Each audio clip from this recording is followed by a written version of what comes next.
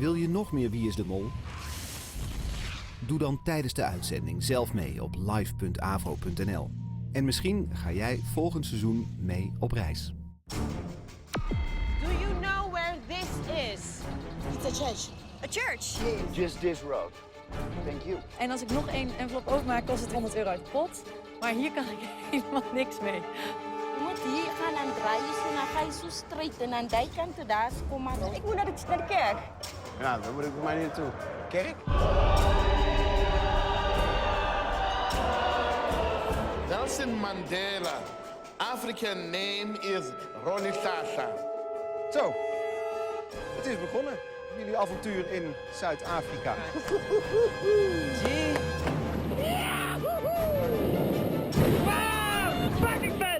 Nee.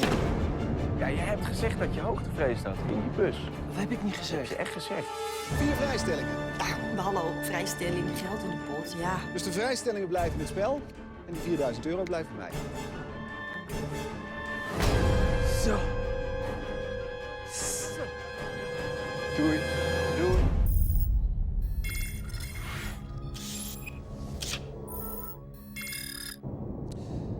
Na amper 2 dagen in Zuid-Afrika moest Ewout als eerste het spel verlaten. Sommige kandidaten zagen in hem de mol en moeten dus van vooraf aan beginnen. De gezelligheid van de eerste dagen heeft plaatsgemaakt voor meer achterdocht.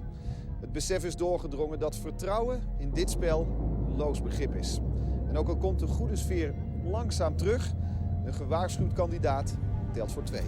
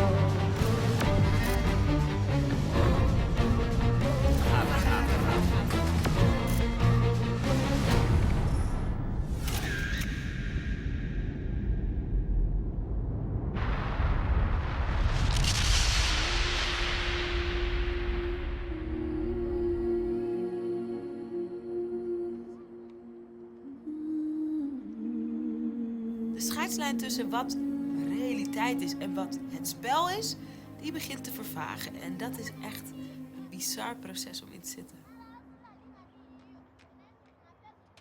Het gaat eigenlijk alle kanten op gewoon. Kijk, gisteren zei bijvoorbeeld Kees, die zei tegen mij... ik weet dat Ewout maar op 1 iemand had gegokt op Daniel. Dus wat hij nu tegen mij zegt, is... Daniel kan nooit de mol zijn.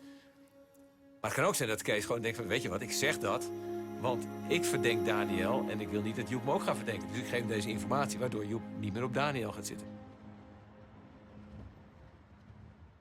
Vandaag worden echt de verbondjes gesloten. Je kan met iemand even een gesprekje hebben voor 1 minuut of 5... en proberen informatie uit te wisselen of los te krijgen van de ander. Na verloop van tijd wordt het superbelangrijk natuurlijk wat je van je bent. Nu is het nog een beetje vaag allemaal. Dus je kweekt een soort vertrouwen wat er misschien helemaal niet is. En dat weet je nooit. En dat is fucking weird.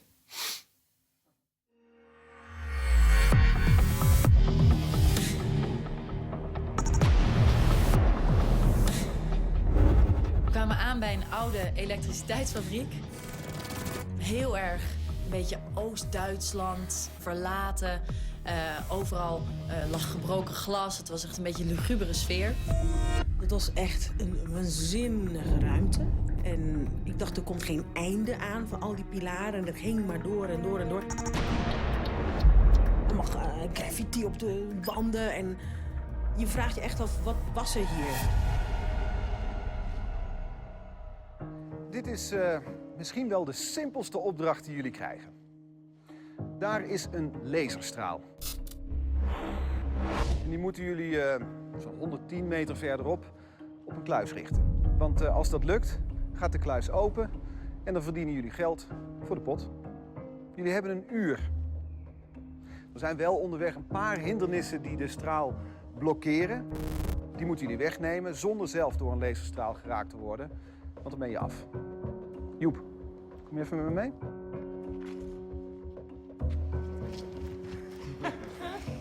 Vervolgens werd ik apart genomen, want ik ben tenslotte de penningmeester. Jij gaat bepalen hoeveel geld jullie gaan inzetten bij deze opdracht. Oké. 100 euro minimum, 3000 euro maximum. Als jullie de kluis niet open krijgen, dan gaat het geld dat jij inzet uit de pot. Oké. Dus zeg het maar, hoeveel wil je inzetten?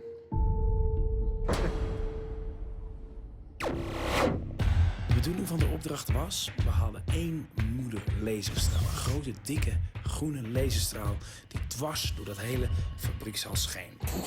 Echt op een soort Mission Impossible-achtige manier moesten wij door die bunkers heen eigenlijk. Dus door de bunker en dan kon je een luikje openen, ging daar die laser doorheen. Dan nog een bunker, dan kon je een luikje openen. En dan, als die laserstraal de kluis zou raken, dan zou die open zijn. En dan zouden we geld winnen. Wie gaat met wie? Ik stel voor onze grootste oppervlakte. Die moeten beginnen. Verkenners. We hebben verkenners. Je moest met tweetallen moest je gaan. En je kreeg ook een zaklamp mee. En we hadden 2 portofoons. Caroline. Jongens, Nou, de portofoons die snapte ik. Die zaklamp daar stond eerlijk gezegd niet, want die had je eigenlijk helemaal niet nodig daar. Zet hem op, jongens. Ja, oké. Ik was samen met Tania en ondanks dat ik meteen dacht van nou, ik weet niet of ik hier ontzettend goed in ben, voelde ik wel van hoe tof is dit? Oké, ik heb een ontdekking gedaan. 4 spiegels hebben wij hier aan de zijkant liggen. Spiegels waarmee we de lasers kunnen blokken over. Oké. We konden op een monitor zien wat de patronen waren van de laserstralen die bewogen. De ene keer gingen ze zo druk erheen, de andere keer stonden ze eventjes stil. Dus als je op een gegeven moment weet van nou, nadat het gewiebel van de straaltjes is, dan staan ze even stil en dan moet je erheen. Oké, nu ga ik zo direct uit die stilstaan. En 8 seconden gaat hij stilstaan. Oké, en dan moet je er doorheen. Ja, kijk, ik moet even wachten, want dit ding moet nog gaan draaien. Oké, go. Nou, het is niet deze. Het is wanneer je dan de rondje gaat doen en dan stil gaat staan. 8 seconden. Ik dacht direct van, wauw, Mission Impossible, dacht ik, weet je wel. En ik begon zo'n Tania gaat als eerst over. 2. Nou, het is toch wel een pittige opdracht. Lezen ze dan bewogen met allemaal spiegels en zo. Dan moest je doorheen zonder geraakt te worden.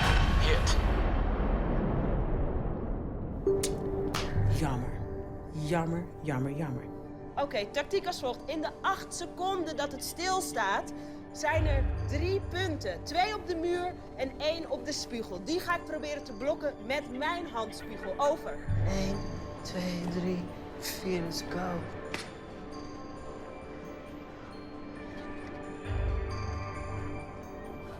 Nu.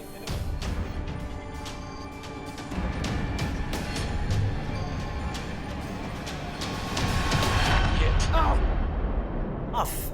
Ik was echt even een beetje flabbergasted. Op het moment dat die 8 seconden stilstaat, zie je 4 puntjes van de 4 lasers. Zie je zo 1 of 2 op de spiegel, 1 daar, 1 daar. Dus dan, hoe ik het geprobeerd heb is, hup ervoor, dus gewoon in deze hand, hup ervoor staan, hup ervoor staan.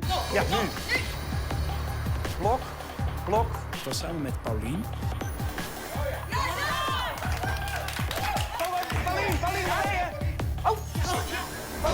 Ja, daar ben ik. Nou, Paulien die ging die gang in en werd gelijk geraakt door een laserstraal.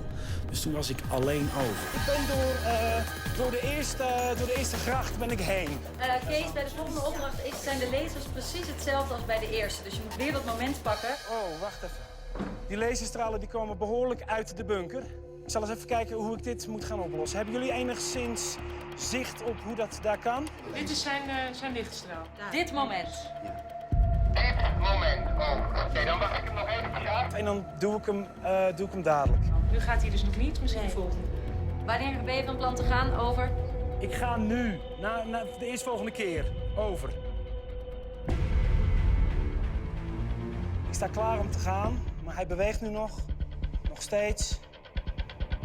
Nog steeds.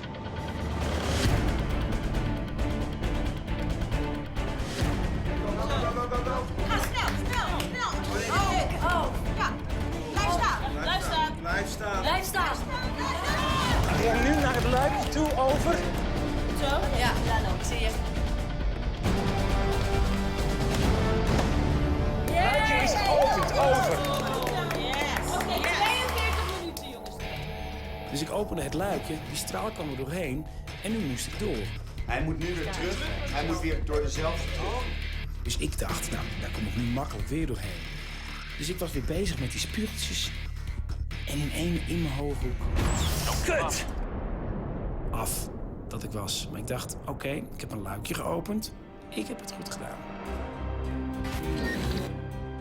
De eerste, daar moeten jullie doorheen. De tweede hoeven jullie niet meer doorheen, want dat luikje heb ik geopend. Dus jullie gaan gelijk naar de derde. Kom, ik heb de porto. Horen jullie mij? Ik ging dus als derde, samen met Janine. Waarna komt hij nou? Na het ronddraaien.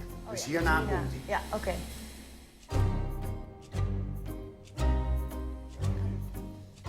Nou, het ging echt heel goed. Ik ben echt een soort slangenmens eigenlijk. Ik kan me in allerlei bochten wringen en dan een soort ninja met die spiegeltjes. Ja, ga goed. Ja. Dat ik toch wel mijn benen laat laseren, weet je wel. Ik heb wel iets met lasers, maar nee, nee, ging niet goed. Nu is nog 35 minuten. Heel goed, Daniel.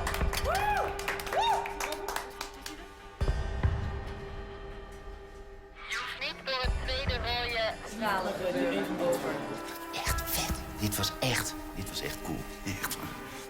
Ik ben nu bij de blauwe. Over.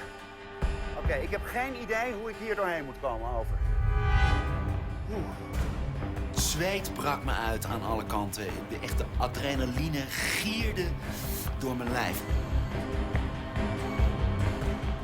2 hier, 1 daar, 1 daar.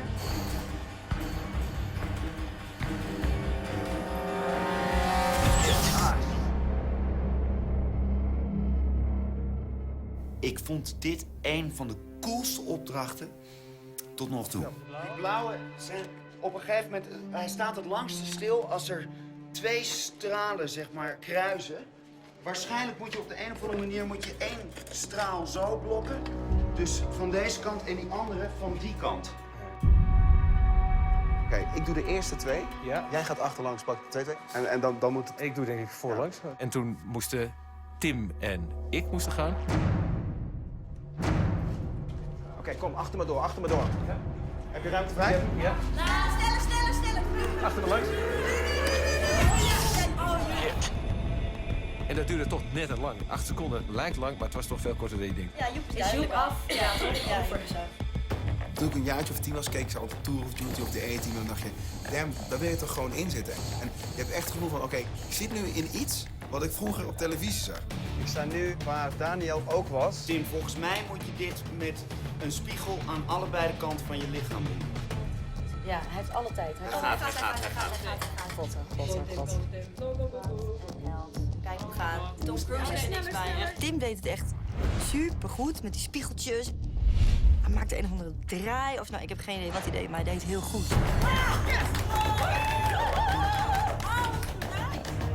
Toen dat lukte en ik kon het luik openmaken om die laser langer te maken, voelde ik me wel echt supergoed. Toen dacht ik, nou, terugkomen is ook niet zo moeilijk.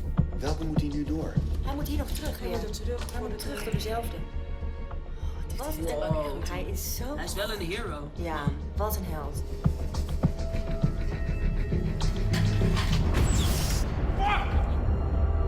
Dat is eigenlijk frustrerend. Weet je wel, want je bent toch al heen gegaan. En weet je wel, dat vond ik wel echt super jammer. Oké, Tim, Tom. Maar niet ver genoeg, toch? Hij is open, de straal is door.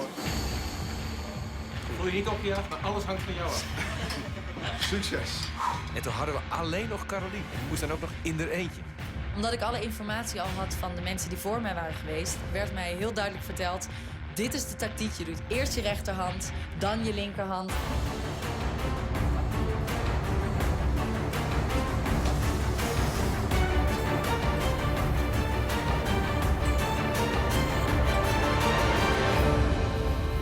Horen jullie mij? Over. Caroline, hoor je mij? Over. En in 1 keer konden we Carolien niet meer verstaan. Hallo, kan iemand antwoorden? Over. Channel 2 moet die staan. Channel 2? Oké, staat nu op 3. Ja, moet op 2 staan. Carolien? Carolien was oorspronkelijk te verstaan op Channel 2. En toen Tim die porto in zijn handen had, toen stond het in één keer op kanaal 3. En we verstonden Carolien niet meer. En toen dacht ik, dat vind ik ook een mollenstreek. Hallo, horen jullie mij? Over. Hartstikke goed, rustig aan, op naar de volgende lezer. En toen kwam dus de lezer waar nog niemand bij was geweest. Eerst even kijken, pak de tijd, rustig aan. Jij bent er over. Duidelijk over. Hoeveel tijd heb ik nog in totaal over? 14 minuten. 14 minuten.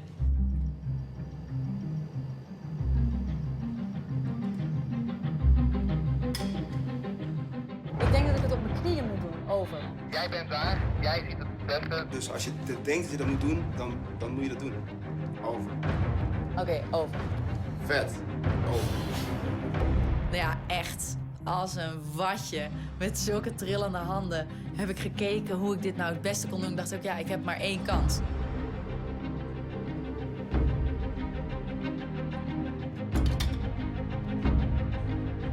Oké, de volgende ga ik over. Hey, jongens, concentratie.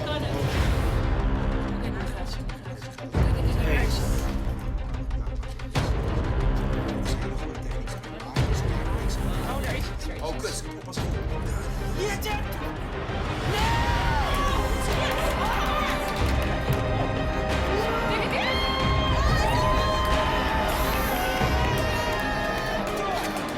Zij is als een soort Angelina Jolie gewoon door die lasertunnel gewoon geklauterd. En ze heeft gewoon geld voor ons verdiend.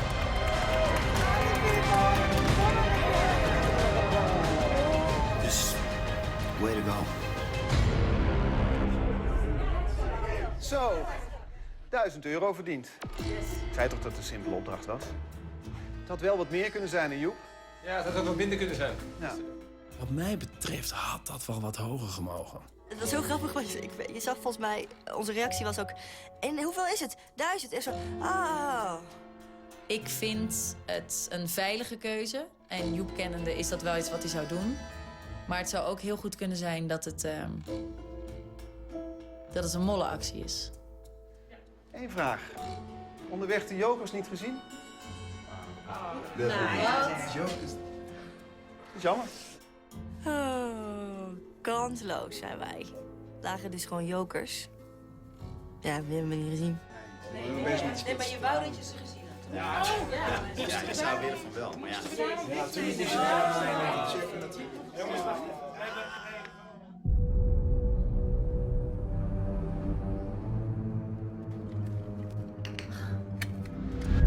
Op dit moment ben ik de mother of jokers. Dit zijn mijn kinderen en ik bewaar ze en ik bewaak ze met alles wat ik kan.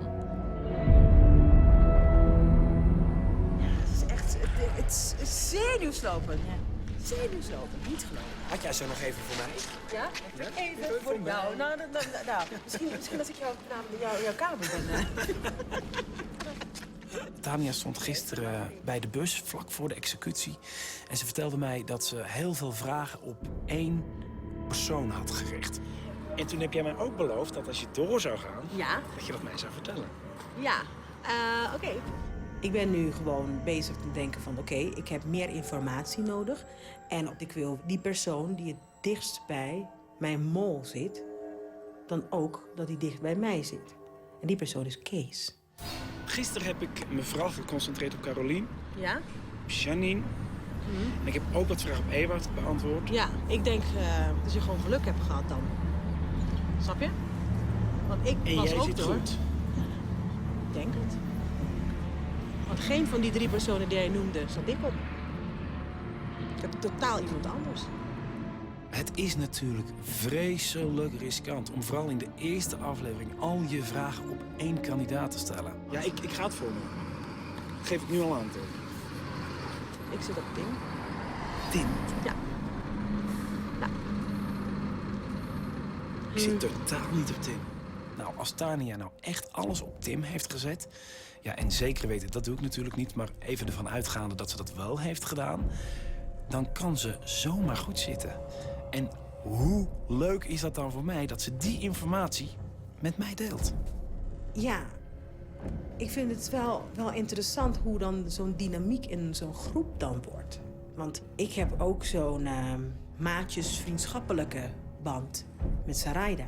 Maar ik zit ook nog op Caroline.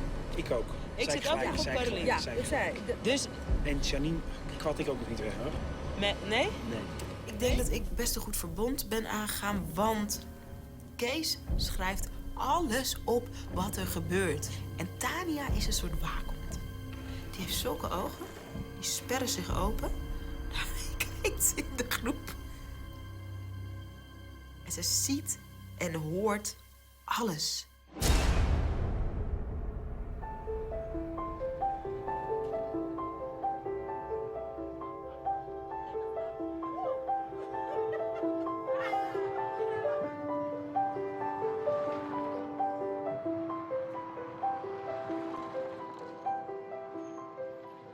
We kwamen aan in de Market Theater.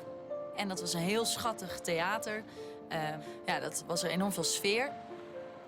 Het theater was een soort markt dat dan omgebouwd was in een theater. En het was heel erg leuk, heel knus.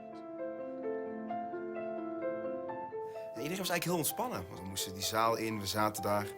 8 komt op. En dan weet je, dan moet je opletten.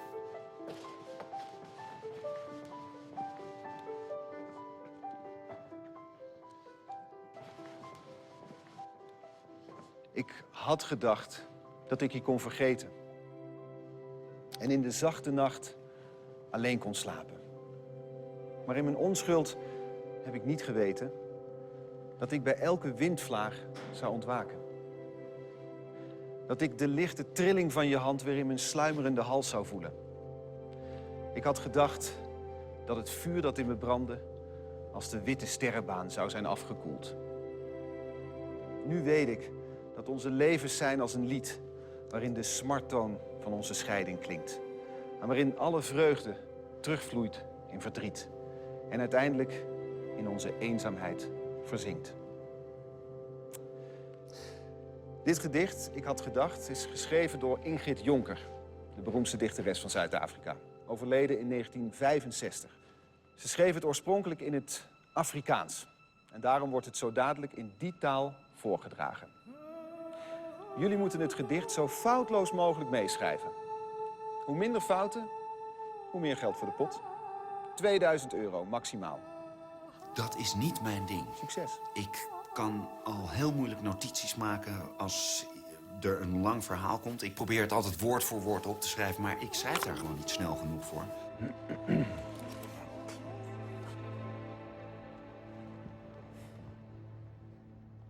Ik het gedink dat ik jou kon vergeet. Ik het gedink dat ik jou kon vergeet. En in die sagte nag alleen kon slaap.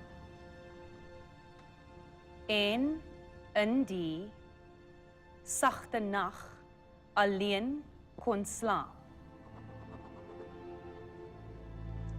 Maar in my een fout het ek nie geweet. Maar in my een fout het ek nie geweet dat ek met elke windvlag sou ontwaak. Dat ek met elke windvlag sou ontwaak. Dat ek die ligte trilling van jou hand. Dat ek die ligte trilling van jou hand. Weer oor my sluimerende hals sou voel. Weer oor my sluimerende hals sou voel. Ek het gedink dat die vuur wat in my brand. Ek het gedink dat die vuur wat in my brand, het soos die wit boog van die sterre afgekoel. Het soos die wit boog van die sterre afgekoel.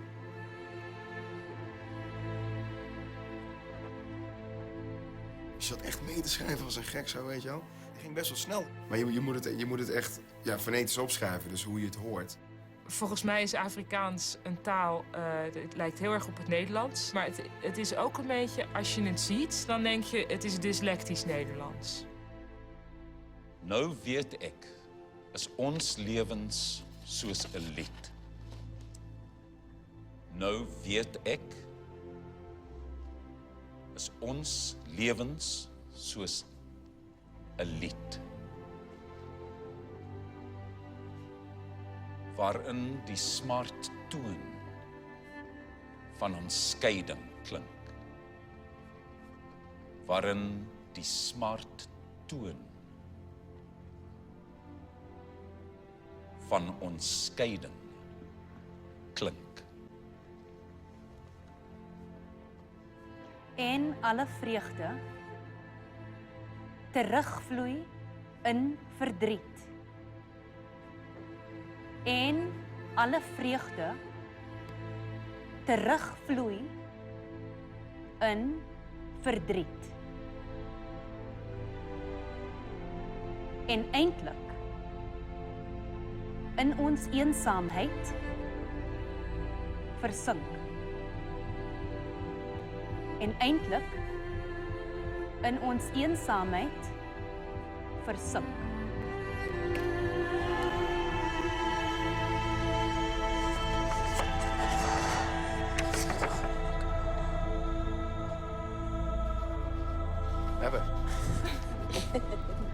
Ja, dat was best wel pittig, want sommige woorden hebben een beetje een soort van Zweedse tongval. Ja, dat verschrikkelijk, dokter. Dus het lijkt net alsof er sommige woorden niet af zijn, maar het zijn wel hele woorden in Zuid-Afrika. En je moest echt opletten daar. Zo.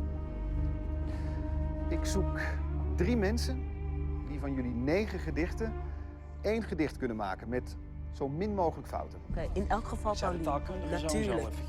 Ja. In elk geval Pauline. Ik doe het graag. Ja. We gingen volledig vanzelfsprekend voor de allerbeste persoon die we zouden kunnen kiezen. En dat is natuurlijk Pauline.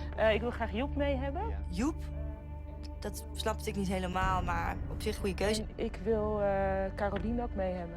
En Caroline, dat begreep ik ook, die is ook super slim. Dus ja, die 3 die uiteindelijk het gedicht helemaal zo correct mogelijk moesten opschrijven, die waren volgens mij daar wel heel capabel in. Oké, dan hebben we de zin, maar in mij 1 fout heb ik niet geweten. In mijn eenvoud heb ik niet In mijn eenvoud. Oh, eenvoud. Oké, Ja. ik dacht al. Het lijkt een beetje op Oud-Hollands. Dus je denkt heel vaak dat het met CK is en de Griekse ei. En... Van, is dat met een F? Er zijn sommige dingen gebeurd die ik niet zou hebben gekozen. Hier is V en hier. Hier is ook een V. Ik zou Van wel met een V hebben geschreven, maar Joep, die zei volgens mij is het wel met een F. Dit is het enige woord dat ik zeker weet, dat is namelijk zo. Oor. Oh. Ik ben wel eens in Zuid-Afrika geweest en dan leer je ook weer wat woorden en zo. En dan, ja, ik moet altijd op lachen. Aan de ene kant heeft het een enorme schoonheid qua klanken en aan de andere kant is het gewoon een kleutertaaltje. Ik vind dat onlogisch qua rijmschema. Oké. Maar goed. Nee, je hebt helemaal gelijk. Oké. Ja. Nou, het is wat het is. Ja.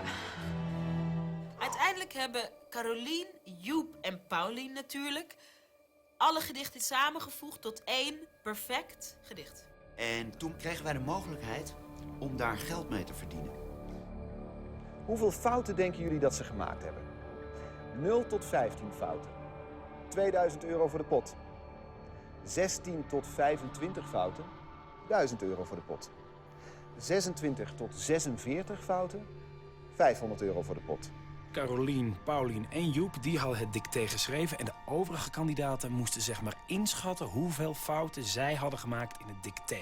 Zet slim in, want als ze meer fouten hebben gemaakt dan jullie inschatten, verdien je niks. Ik denk dat we voor de middenmoot moeten gaan. Gewoon.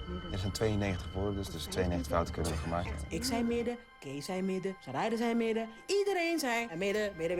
Ik denk echt in het midden. Uiteindelijk besloot de groep van, nou, we gaan in die middenmoot zitten. Dat was ook het meest logisch. Vond ik ook het meest logisch. En toen heb ik echt in een seconde gedacht van, ja, maar ik wil weten wie de mol is. Dus als ik nu een beetje ga fucken, dan kan ik kijken wie daar meteen in meegaat. En dat zou dan de mol kunnen zijn. Ik denk dat er heel veel fouten zijn gemaakt. Ja, niet omdat zij niet goed zijn, hoor, maar omdat het gewoon... Om alles goed te doen is gewoon heel moeilijk. Ja, ik ben het eigenlijk wel... Dan weten de mensen zeker dat we Maar dat wat geld spreekt wel binnenhalen. weinig vertrouwen vanuit. Ja, maar nou en. Dat is enigszins veilig. En dan heb je nog wel van binnen goed geld bedrag. Ik wil nu een antwoord hebben. Tim. Jezus. We kiezen voor, de laatste optie. €500. Ja. En toen dacht ik bij mezelf, nou heb ik het niet hard genoeg geroepen of zo, dat ik dan de midden woon. Alles gebeurt zo snel, Ik denk van, nou. En toen zeiden we, ja, oké, dat is het dan. We gaan het gedicht nakijken. Ik weet zeker dat we voor die 1000 hadden. De eerste regel. 1 fout. Gedink en gedenk. Wow. De volgende regel. 0 fouten. Fuck. Oh, shit. De volgende regel. Ik zei het toch? 2 fouten. Dus in totaal hebben jullie nu 3 fouten. Na 3 regels. Oh, verdomme. Echt. De volgende. 0 fouten. Nou, ik word helemaal gek nu. Ik word gewoon helemaal gek. De volgende regel.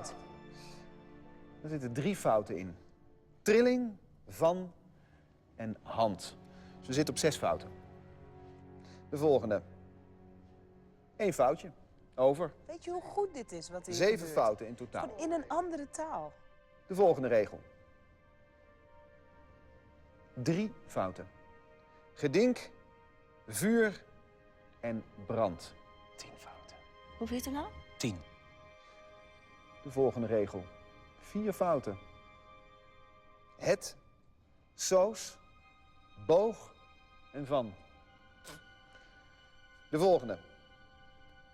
5 fouten. Is, ons, leeuwens, soos en lied. Dat is eigenlijk bijna alles. De volgende regel. 3 fouten. Oké, dan zitten we Nu goed. zitten we op... 22 fouten hebben jullie nu. Maar het gedicht is bijna klaar, dus... Dus even kijken in de volgende regel.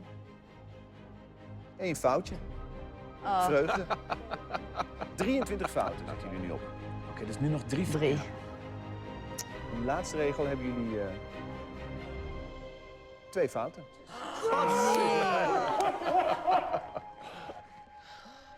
Ons en eenzaamheid. 25 fouten hebben jullie gemaakt. Verdomme. Daar hadden jullie €1000 mee kunnen verdienen. Ja, jongens, 1 foutje. Hier kan je... Eén fout verschil. Dit is gewoon wat er kan gebeuren. Oké. Ik vind het ook jammer. Maar dan denk je van, ja, oké, dan kan je altijd denken van, oké, dan heb je maar die 500. Maar die 500 had je al. Dus zet gewoon op middenin. Waarom heeft hij dat dan niet gedaan? Waarom heeft hij ook zo duidelijk de leiding genomen? €500 heb ik. Het had 2 keer zoveel kunnen zijn, maar het is gewoon niet onaardig dit. Voor de penningmeester? Naar mijn gevoel had het wel ietsje meer kunnen zijn. Dus ik weet niet, ik heb het gevoel dat daar een beetje gemold werd. Alsjeblieft. Ik vertrouw helemaal niemand. Echt totaal niet meer. Maar ik moet toenadering zoeken tot mijn medekandidaten. Want anders kom ik er echt niet uit. Weet je, ik heb een verbond met 2 mensen die dan helaas eerder waren dan jij. Ja. Maar die verbond, die heb ik voor 2 dagen. Ja. Maar dus over 2 dagen kan ik je vragen. Ja. Ah, dat meen je niet. Oké. Ja, maar dan moet ik, want als het met jou zou zijn, zou je dat ook ons verbond respecteren. Ja. Het is een soort spinnenweb dat steeds dichter wordt. Dat steeds raarder wordt, steeds vreemder. En wat voor de sfeer in de groep bepalend is. Want als jij lekker hebt zitten praten net met 1 persoon... en die persoon staat vervolgens een half uur met iemand anders zo te praten... dan denk je... Paulien, Carolien en Joep. Zit niet bij. Zit hij niet bij? Oké. Nou, dat was het. Ik zie je over 2 dagen. Zeker. Vertrouwen in dit spel is echt van hele korte duur. Zoals ooit een vorige kandidaat heeft gezegd, Horace Cohen. You can trust no one. Wij zijn met z'n drieën zo naïef om elkaar te vertrouwen. Nou, zolang het duurt. Zolang het duurt. Nou, vooralsnog wel. Er zitten nu nog 9 mensen in het spel. Ik vind het prettig om 2 mensen in ieder geval te kunnen vertrouwen. Oké. Vind ik ook.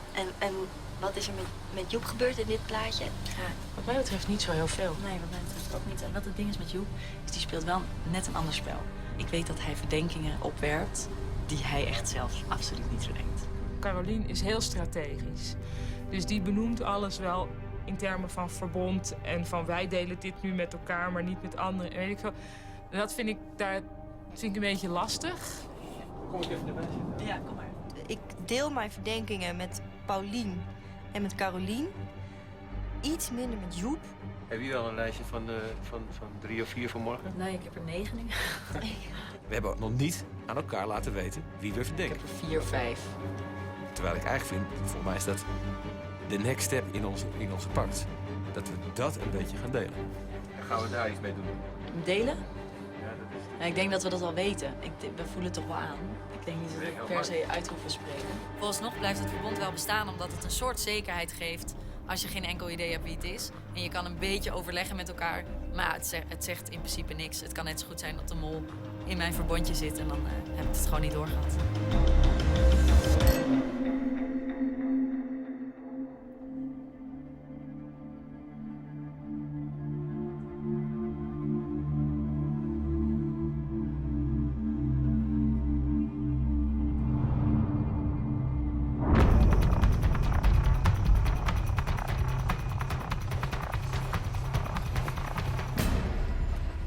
Goedemorgen. Goedemorgen. We staan op wat ze hier een minedump noemen. Grond die uit de goudmijn hier in de regio kwam, die moest ergens gedumpt worden. En zo zijn dit soort heuvels ontstaan. Goud gaan jullie hier waarschijnlijk niet meer vinden. Evenmin als jokers. Ik begrijp dat er gisteren 4 gepakt zijn trouwens. Knap gedaan. Geld ligt hier wel. Op 9 verschillende plekken. En jullie krijgen een half uur om dat geld te vinden. Het is niet zo makkelijk, want er zijn jagers. En die proberen jullie uit te schakelen. Dus pas goed op. Maar let ook op je medekandidaten. Want dit is de laatste opdracht voordat de tweede van jullie naar huis moet.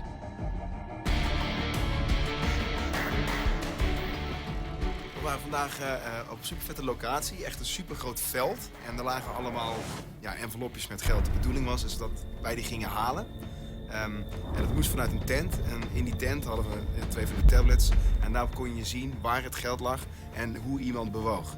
Wie wil er als eerste? Wie wil er als eerste? Ik wil dus als eerste. Ik wil ook wel als eerste. Ik wil eerst even kijken hoe het jullie... Gaan jullie met z'n tweeën als eerste? Nou, ik vond het allemaal heel spannend. Want ik dacht, nou wauw, ik ben nooit achtervolgd door mensen met geweer. In ieder geval, niet in Gouda. Nee. Ik loop, jongens.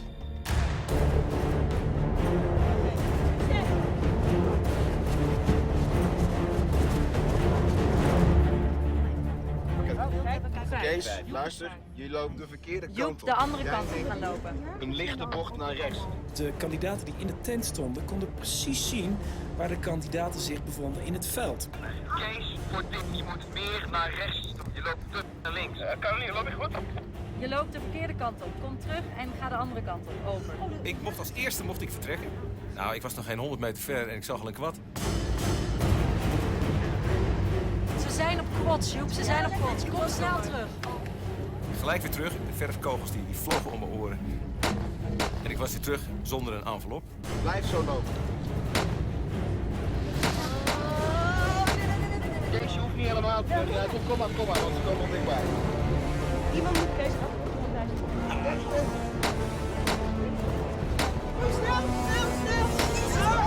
Daniel, ga naar rechts. Oh, laat die. Ja, Kees ging er wel voor. Dat was wel goed om te zien. Ik wil niet dat ik hem als verdachte zie of zo, maar hij blijft gewoon die enthousiaste gast die dingen doet. Dus dat is voor mij fijn. Dan hoef ik geen rekening met hem te houden. Daniel, ren rechtdoor. Je bent over een paar meter bij het punt. Over. Toen had ik Daniel en Daniel is een soort hazenwind. Die rent. Ik heb hem voorop. Daniel, heel goed. Ren door naar het volgende punt. Op het moment dat je een voet buiten die tent zette, voelde je echt alsof, oké, dit is oorlog en ik mag niet neergeschoten worden. Ik was zelfs een beetje bang. Oh, ik zie jagers! Vic! Kom terug, ik zie jagers! Rijden, als je nu naar rechts gaat, dan ben je er vlakbij eentje. Nee, sorry, je moet daar... Toen ik die gasten op me af zag komen op die squads die op mij begonnen te schieten, toen vergat ik voor een seconde, eigenlijk meer dan een seconde, dat ik in een spel zat.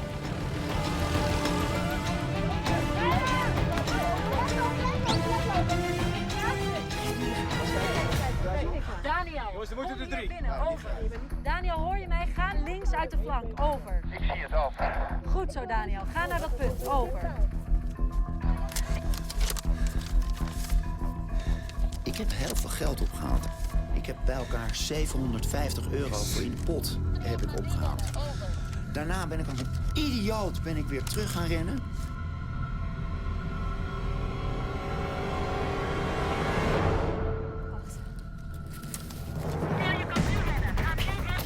Ik was samen met Tim en dat voelde wel echt wel weer een beetje zoals vroeger. Dat we dan een verstoppertje deden in de buurt. En hij zorgde er elke keer voor dat ik me op tijd verstopte. Want ik ben dan toch een beetje een kip zonder kop. Wacht, hier. Ik sta nu heel veel rechts vandaan.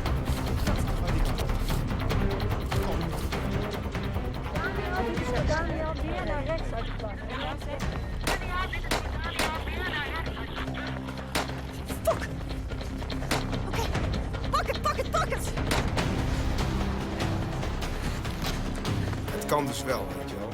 Ook al is het eerst lastig, maar je moet gewoon, weet je wel, in etappes naar het geld toe. Heeft hij wat? Hij heeft wat.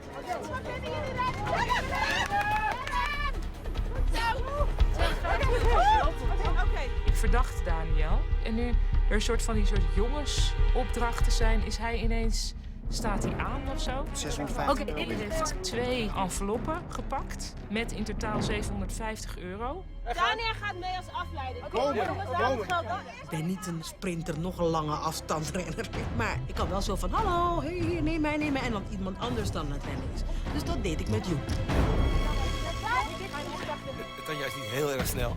Dus die kwad die eraan kwam, die gingen gelijk achter mij houden. Ik dacht, ja, achter Tanja hoef je niet aan te gaan. Maar ik kwam erachter dat als je bij de bomen was, dan kon ze je gewoon niet raken. Oké, dit gaat heel erg goed, Kees. En die bomenrij daar naartoe, daar is het geld.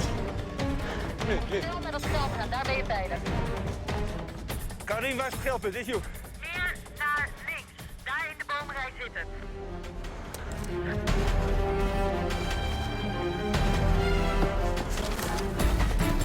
Ja, Kees is goed. Goed zo, Kees. Kees, heel goed gedaan. Oké, nu doorrennen. Diezelfde richting. Nee, kom maar terug. Oh nee.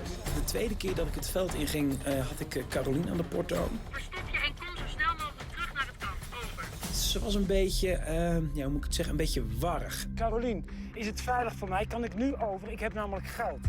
Ja, meer naar rechts. Paulien, meer naar rechts. Naar rechts, ja, en dan doorlopen. Die aanhouden. Carolien. Kees voor Carolien. Carolien, kan ik nu lopen? Ik ben namelijk Kees, en ik moet naar de tent. Ik heb geld. Kan ik nu? Is het veilig? Over. Kees, je kan lopen nu. Het is veilig. Over. Ja, ik vond het heel leuk. Ik was alleen wel echt bezig om te kijken wie er aan het mollen was. En dat frustreerde me een beetje dat niemand dat aan het doen was. Ik kom nu terug. Serieus, Paulien, wat moet ik doen? Zoek een plek op waar je kan schuilen, want er komt een kwad aan. Dat vond ik doodeng. Ik dacht gewoon, hier zitten mensen met een oorlogsverleden iets uit te venten op mij. Dat dacht ik. Tot ik op een gegeven moment geraakt werd in mijn been. Of in mijn been. Een beetje dramatisch. Op mijn been. Het deed pijn. Weet je. Iedereen was dus met het spel bezig. Maar het geld waren we niet mee bezig. Het was gewoon, die envelopjes kwamen en die gingen dus tussen die iPads die daar stonden. Die waren niet mee bezig. We hadden een half uur en dan volgende hier is de porto, ga naar die kant, die hebben we nog niet gehad. Iedereen was dus met het spel bezig. Nu naar dat bosje. Maar de enveloppen met geld, die lagen op het tafeltje. En een paar enveloppen waren opengemaakt. Ik begreep helemaal niet waarom. Dat had net zo goed achteraf gekund. Dus ik heb snel dat geld gepakt. Ja. Hoeveel enveloppen hebben we nu binnen? Hoeveel? Ik heb het idee dat ze dat ik heb het allemaal. Jullie al Meester, Uiteindelijk ben ik met Tim als laatste gegaan om een heel ver punt op te zoeken waar nog geld zou liggen. Tim heeft met een soort karate-kid trap heeft hij die paal zo gebroken. Had geld gepakt en toen zijn we weer teruggerend. Hier zijn ze al! Jezus! Wow! Ik vind het zo moeilijk, want de personen die ik eigenlijk als hoofdverdachte had aangemerkt... Joep, twijfelgeval, Daniel sowieso en Kees... die hebben alle 3 geld binnengebracht. Dus dat mijn hele wereldbeeld is gewoon verschoven. 6. We hebben er 6. Zo. Hoe gaat het? Niet goed. Nee? Zou ik de enveloppen even mogen zien? 6 enveloppen heb je. 1. Ja. 2, daar wordt het 5. Het leek je gewoon allemaal achter. Ja, maar ik krijg het niet in mijn hand gedrukt, jongens. Deze is nog... Deze is open. Er waren een aantal enveloppen toen ze terug werden gebracht naar het kamp die al geopend waren. Maar het is niet helemaal duidelijk wie die heeft geopend en hoe ze zijn geopend en of dat überhaupt de bedoeling was. Dus het kan best zijn, ik heb dat niet gezien, dat er iemand is teruggekomen met een open envelop waar bijvoorbeeld €100 in zat, terwijl er misschien wel €700 in had gezeten. 250, 350, 450. Dit is 700, 1200, 1300, 1400, 1500, €1750. Alsjeblieft.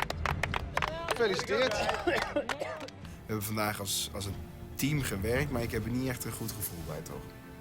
Gewoon puur omdat gewoon een paar mensen echt een beetje zag mollen. Ja. 1 raadje voor Art. Ja.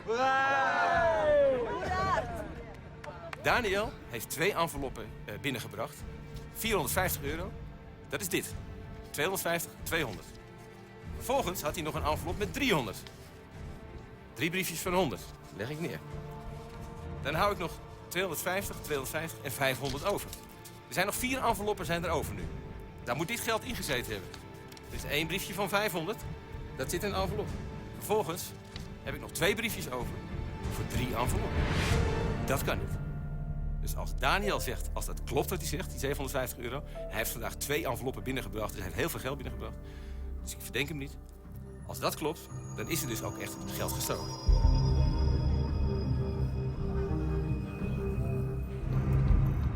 Tijd voor de test. 20 vragen over de identiteit en het doen en laten van de mol.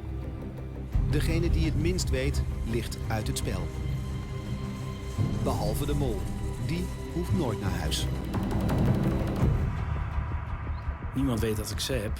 Hoeft ook niet. Maar oh, wat ben ik er trots op. Joker, dat betekent sowieso dat als je een vraag verkeerd beantwoordt bij de test, dat 1 van die vragen goed wordt gekeurd. Als je bijvoorbeeld 10 foute antwoorden hebt en je hebt 2 jokers, dan worden er maar 8 foute antwoorden gerekend. Ik verdenk Kees gewoon een beetje op een gevoel wat ik heb.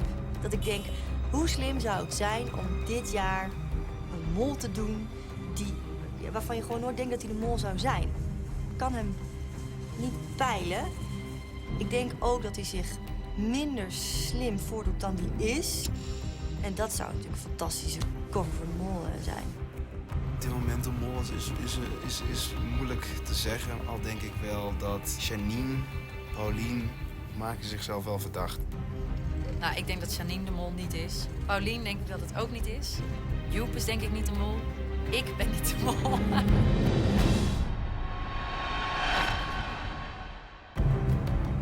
Ik verdenk Tania nu het meest. Dat heeft een beetje te maken met het idee van follow the money. Carolien heeft behoorlijk wat geld binnengebracht. Tim heeft geld binnengebracht. Kees heeft geld binnengebracht. Paulien, ja, op de een manier geloof ik gewoon niet dat Paulien de mol kan zijn. En als ze wel de mol is, dan is ze echt briljant. De mol is... Tim. Janine. Tim. Janine. Janine, Paulien, Carolien, Tim. Jullie hadden de vorige keer een vrijstelling. Dus dit was de eerste test die jullie moesten maken. Hopelijk is het niet meteen de laatste.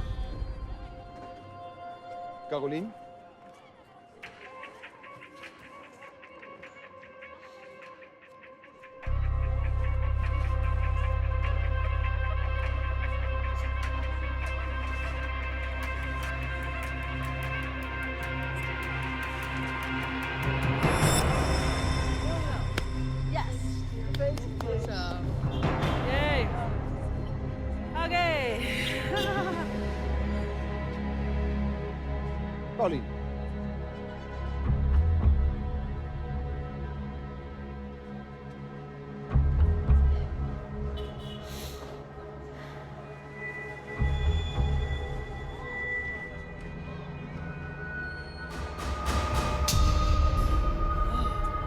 lekker. Nou. Ja. Oké, goed. Tim?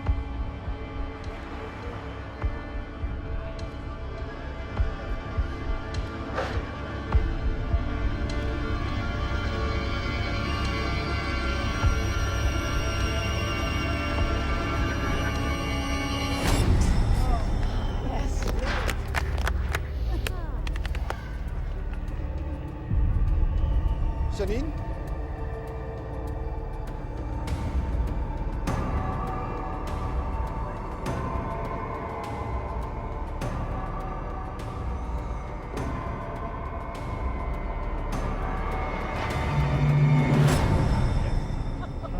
Lekker wel. Hoi, hoi, hoi. Oh, jongens. Oh, het wordt spannend. Het wordt spannend. Het wordt spannend. Dat waren de vrijstellingen van vorige keer.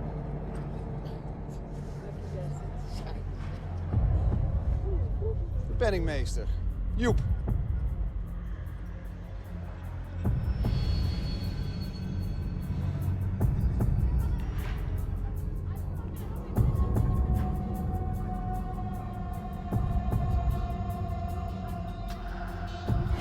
Oh, nee. Helemaal mis.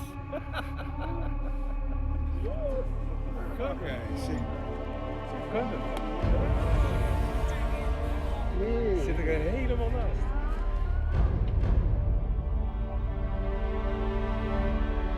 Joep ging eruit. Dat vond ik echt heel erg naar.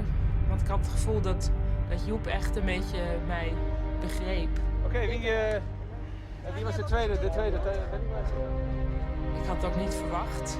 Ik had hem met al zijn matrixen, schema's, verschillende schriften, had ik hem echt meer gegund. Joop, was tof. Je bent geweldig. Ja, dat vind ik echt niet oké. Dat is toch niet zo waar? En hij was van zijn ook. Ja. Ja, van wie schrijven wij alle informatie? Nou, Van Joep? Het is gebeurd. Ja, ik heb toch te weinig gespreid. En ik had een goede theorie en ik had daar goede argumenten voor. Dus dan kom je toch in een soort tunnelvisie. En dan ga je daar alles bevestigd in laten worden. En dan denk je, ja, het moet gewoon zo zijn.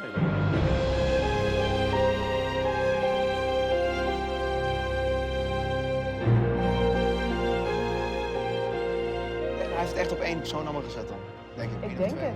En hij heeft niet gezegd wie, hè? Nee. En je had het nog wel zo naar je zin vandaag. Ja, als een jongetje van 10 heb ik die wedstrijd gedaan, ja. Hij vond het geweldig. Ik had Joep niet verwacht ook. Nee, die was zo strategisch Ja. en die schreef alles op. Excel sheet, handgemaakt Excel sheet. Met wat voor gevoel ga je naar huis? Nou ja, ik ga naar huis met het gevoel van kut, ik had langer willen blijven. Nou ja, zo is het bij mij wel. Dus, Goeie reis. ja. Het is mooi dat je erbij was. Ja. Je mag die kant op. Ja.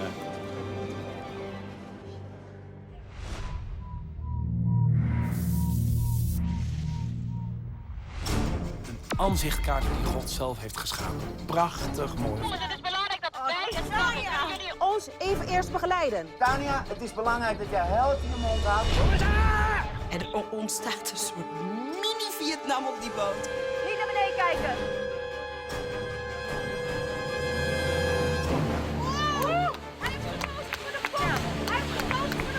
Dus het gaat vooral om de leeuw. De leeuw, de giraf en de neushoorn.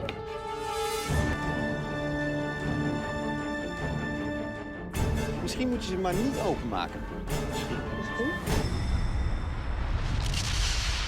Kijk nu naar Moltalk op live.avro.nl en luister morgen vanaf 2 uur naar de Roadshow op Radio 2. Daar is Joep te gast.